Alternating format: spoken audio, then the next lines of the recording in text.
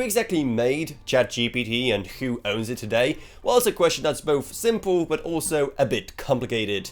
Well, the simple answer is OpenAI, the company that made ChatGPT, the GPT AI model in general, as well as the DALL-E image generator. But okay, who owns OpenAI then?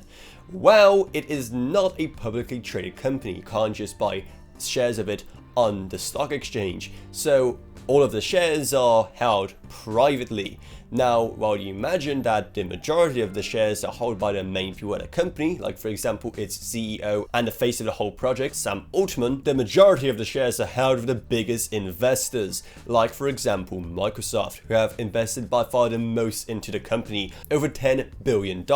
Now, that's not to say that Microsoft own OpenAI, they don't. They do have plenty of say and influence in the company because of that major investment, and they've also made OpenAI kind of tied to Microsoft as well, for example by making all of ChatGPT run on Microsoft's own Azure servers. Now, one thing that also complicates this whole situation is the fact that Elon Musk has been making plenty of statements about his involvement with OpenAI. So what exactly does he have to do with it? Well, he is actually one of the founders, seeing how he co-founded the company back in 2015, and alongside Sam Altman, he was one of the original two co-chairs. So he is actually a pretty important figure in the history of the company and in the history of ChatGPT, though obviously since then they went their own ways, and now Elon Musk is instead hedging his bets on his own AI project, xAI. So like I said, the answer to who owns ChatGPT is both simple and complicated. The simple answer, it's the company OpenAI.